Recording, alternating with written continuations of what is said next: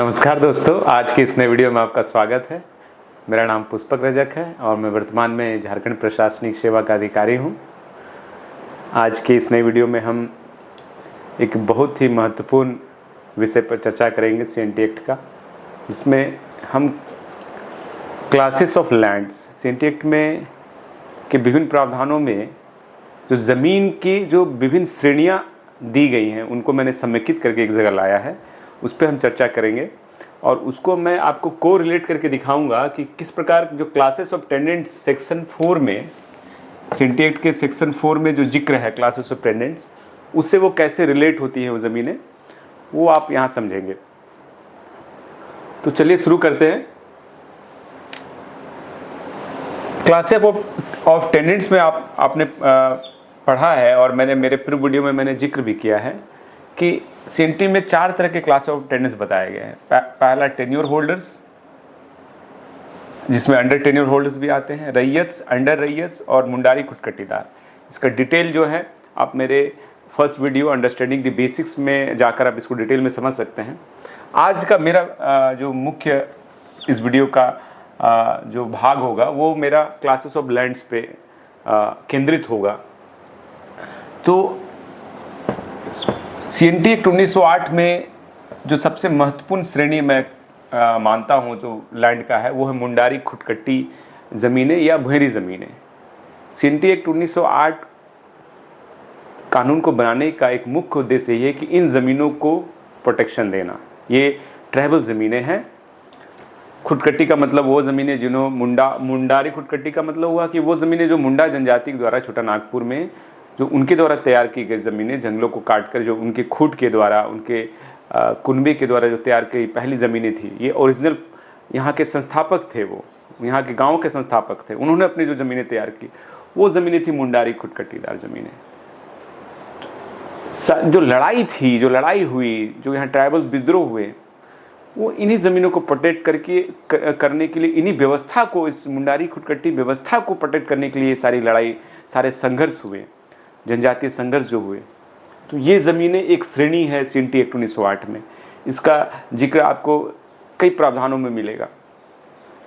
आप देखते हैं सीधा एक उसी के लिए इनको एक यहाँ पर जो है मुंडारी खुटकट्टीदार एक टेनेंट्स बना दिया गया कि वैसी ज़मीनें के जो धारित करने वाले लोग थे वो मुंडारी खुटकट्टारी टेनेंट्स बना दिया गया। बट मेरा मानना है कि ये एक्चुअल में ऑनर थे ये ज़मीनों के, लेकिन सीएनटी एक्ट में इनको टेनेंट का दर्जा दे दिया गया। ये काश्तकार बन गए। ज़मीनें इन्होंने तैयार की, मुंडारी खुटकट्टी ज़मीनें इनकी तैयार की हुई थी, बट उनका किस प्रकार समय के साथ उनके स्टेटस में किस प्रकार का एक आप बोल सकते हैं कि डाउनग्रेडिंग में बोलूँगा हुआ और वो टेनेंट्स बन गए। बट एक अच्छी बात है कि सीएनटी एक्ट में इनको प्रोटेक्शन दिया गया कि इन ज़मीनों को, वो प्रोटेक्शन के संबंध में क्या प्रोविज़न है। जब आप भूरी लैंड का जो मेरा वीडियो है और प्लेलिस्ट में आपको मिल जाएगा, आप वहाँ देखेंगे तो वो प्रोटेक्शन क्या है वो आप वहाँ पर आप समझ सकते हैं। तो एक प्रकार की ज़मीनें ये हुई। दूसरी हुई ऑर्डिनरी रैयती ज़मीनें। ऑर्डिनरी रैयती ज़मीनें वो ज़मीनें हैं जो रैयत के कल्टीवेशन, डायरेक्ट कल्टीवेशन में जो ज़मीनें थी, जिसके एवज में वो लगान देते थे ज़मींदारों को, तो वो ज़मीनें ऑर्डिनरी लैंड हुई। जो ये रैयत जो थे, यहाँ जो टेनेंट्स का एक प्रकार है रैयत, इनके पास जो ज़मीनें हैं वो ऑर्डिनरी रैयती लैंड हुई। इसमें ऑक्यूपेंसी रैयत, जो कायमी रैयत या अधिभोगी रैयत की जो ज़मीनें हुए वो ऑर्डिनरी रैयती ज़मीनें हुई, जो कि जिसके एवज में वो ज़मींदार को लगान देते थे। और इसमें ये ज़मीनें उन लोगों की ज़मीनें नहीं थी जो कि उन्होंने मूल खुटकट्टी ज़मीनें जो उन्होंने तैयार की, यहाँ बसने वाले जो रैयत उस गांव में बसते थे, जो सेटल रैयत थे, जो उस गांव के बसे हुए रहते, उनके द्वारा जो ज़मीनें जो कोड की जाती थी वो ज़मीनें ये रैयती ज़मीनें थी। और तीसरा प्रकार जो है वो जो सीएनटी एक्ट में आता है, धारा 118 में जिक्र करना चाहूँगा, सेक्शन 118, वहाँ इस ज़मीन के बारे में आपको जिक्र मिलेगा। सेक्शन 11 एग्जाम के पॉइंट ऑफ व्यू से इंपॉर्टेंट है, आप याद रखिए। धारा 118 में ज़मींदारों की ज़मीन का जिक्र किया गया है। जो मैंने आपको बताया था कि एक पूरी व्यवस्था, ज़मींदारी व्यवस्था जो अंग्रेज़ों ने जब लागू की, तो जो है एक बिचौलिया वर्ग खड़ा हुआ, जिसको हम ज़मींदार बोल रहे हैं यहाँ पर, जो लगान वसूलता था। तो जैसे ये टेन्योर होल्डर्स हुए, टेन्योर होल्डर्स रैयतों से लगान लेते थे, इसके ऊपर प्रोपराइटर थे, मैंने पहले बताया था।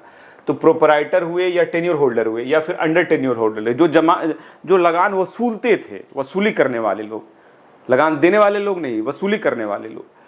तो ये वसूली करने वाले कौन थे? टेन्योर होल्डर्स थे, या इनके ऊपर जो प्रोपराइटर्स थे, जो जमीन के ऑनर जिनको प्रोपराइटरशिप दिया गया था, या फिर टेन्योर होल्डर अपने नीचे अंडर टेन्योर होल्डर रहते थे। तो ये तो चाहे प्रोपराइटर हो, चाहे टेन्योर होल्डर हो, चाहे अंडर टेन्योर होल्डर थे, यही जमींदार थे।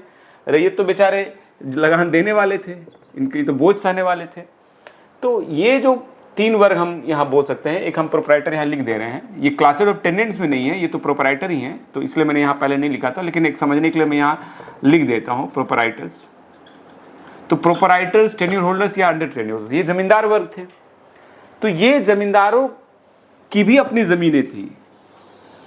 ये ज़मीन जो तीसरी श्रेणी की ज़मीन है, जो इनको उनकी प्रिविलेज्ड लैंड बोला गया, विशेष ज़मीनें बोली गई, उनकी निजी ज़मीनें बोली गई। इनको जो ग्रांट्स दिए गए, राजा के द्वारा हो या ब्रिटिश सरकार के द्वारा हो, इनको जो ज़मीनें इनको उपहार में दी, ग्रांट इनके अपने मेंटेनेंस के लिए या इनकी अपनी आमदनी के लिए जो ज़मीनें इनको, या इनको तो पूरे कई मामलों में पूरे गांव इनको दे दिए जाते थे। तो वो उनकी जो है अपनी निजी ज़मीनें होती थी, इसमें कोई रैयत का उस पर कोई राइट नहीं हो सकता था। वो खुद से कल्टीवेशन करते थे, तो इसलिए उनको खास पोजीशन का लैंड बोला जाता है। ज़मींदारों को खास पोजीशन का लैंड, जो ज़मींदारों के विशेष दखल में जो ज़मीनें थी, इस पर वो स्वयं खेती करते थे या फिर अपने मजदूर रख कर करवाते थे, या उनके जो सर्वेंट्स होते थे वो उनकी खेती करते थे। मतलब अल्टीमेटली वो ज़मींदार की अपनी ज़मीनें खेती की ज़मीनें थी। या फिर उनको हम लोग मझियत ज़मीनें भी बोलते हैं, बेटखेता ज़मीनें, ज़िरात। ये ज़मीन अगर कोई वर्ड आया आपको कोई एग्ज़ाम में कहीं पूछा, या फिर सामान्य रूप में आम जन जब आप ज़मीन खरीदने जाते हैं तो अगर आप खतियान देखते हैं या लैंड डॉक्यूमेंट्स देखते हैं, आपको वहाँ दिखता है मझियत ज़मीन, बेटखेता ज़मीन, ज़िरात, ये शब्द आपको वहाँ मिलते हैं। तो आप समझ जाइए कि वो ज़मींदार की निजी ज़मीनें हैं, वो उनके अधिकार की ज़मीनें हैं। तो इन ज़मीनों का विशेष महत्व इसलिए है क्योंकि ज़मींदारी प्रथा जब उन्मूलन हुआ तो जो अन्य ज़मीनें थी, जो रैयती ज़मीनें थी, वो रैयत को सेटल हो गया। कुछ ऐसी ज़मीनें थी जो कि ज़मींदारों के पास थी, अनकल्टिवेटेड थी, उनके संरक्षण में थी, वो गैर मजरूआ बनकर सरकार में निहित हो गई।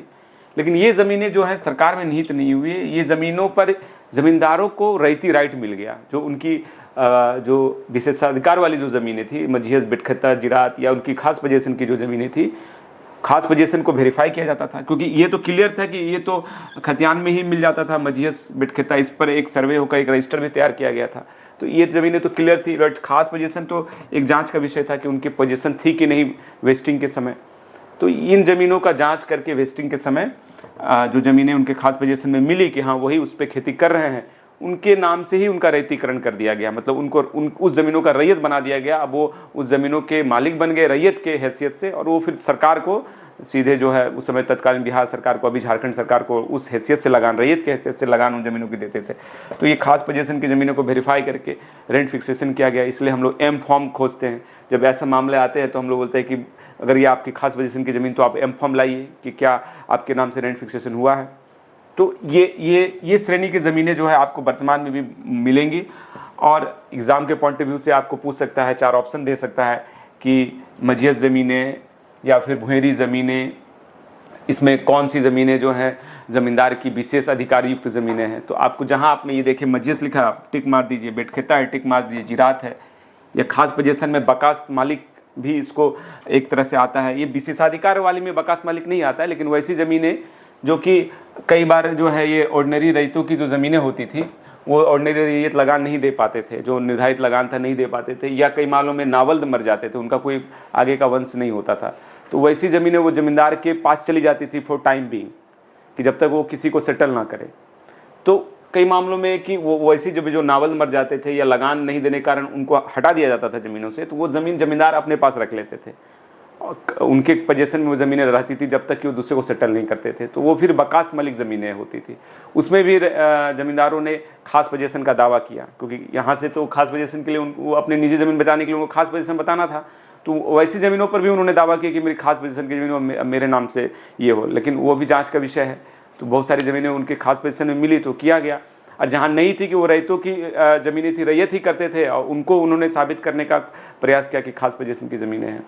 तो वैसे मामलों में वो ज़मीनें तो सरकार में निहित हो जानी चाहिए थी कि वो नावल जो कोई मर गया, फौत हो गया ज़मीन, तो वो सरकार में निहित होगी, वो फिर उनकी निजी ज़मीन नहीं रहेगी। लेकिन बकास अगर मालिक है और वेस्टिंग के समय अगर वो मिला है, उनका एम फॉर्म बना है, रेंट फिक्स हुआ है, तो वो भी ज़मीनें फिर ज़मींदार के नाम से रैयतीकरण उसका हो जाता है। तो ये मोटा मोटी आप समझ लें कि ये इस 3 प्रकार की आपकी ज़मीन है सीएनटी में जिनका जिक्र है। मुंडारी खुटकट्टीदार ज़मीनें बहुत इंपॉर्टेंट ज़मीनें हैं, इस पर बहुत रिस्ट्रिक्शंस है, प्रतिबंध है इनके ट्रांसफर्स पे। ये ट्राइबल्स की ज़मीनें हैं। और नदी रहते बाकी जो ज़मीनें हैं, बाकी अन्य लोगों की जो ज़मीनें हैं, जो मुंडारी खुटकट्टीदार परिवार के जो लोग नहीं हैं, और बाकी आम लोगों की जो ज़मीनें हैं, जो उनकी अधिभोगी रैयत की, वो ऑर्डिनरी रैयती ज़मीनें हुई। और जो ज़मींदार वर्ग की जो ज़मीनें थी, उनको एक तरह से यहाँ पर प्रोटेक्शन दिया गया कि इसमें कोई रैयत क्लेम ना कर दे, तो इसलिए उनकी विशेष ज़मीनें निर्धारित की गई। उसमें रजिस्टर में उसको मजहियत बेटखेता जिरात के रूप में दर्ज किया गया, या फिर उनकी खास पोजीशन की ज़मीनें, या वो जो शॉर्ट टर्म लीज के लिए जो ज़मीनें ज़मींदार देते थे, उन पर उनका राइट कर दिया गया। तो ये आज मैं इस चर्चा से मैं समझता हूँ कि आपको सीएनटी एक्ट में ज़मीन के क्या क्लास हैं, और फिर किस प्रकार से उसी हिसाब से जो सीएनटी एक्ट में टेनेंट्स को बांटा गया है, और जो पूरी हायरार्की मैंने बताई थी, प्रोप्राइटर्स कि उनके नीचे टेन्योर होल्डर्स, उनके नीचे अगर वो चाहे तो अंडर टेन्योर रखते थे, तो और उसके फिर नीचे रैयत, और फिर रैयत भी अंडर रैयत, तो ये कड़ी को आपको जोड़ने में आसानी होगी।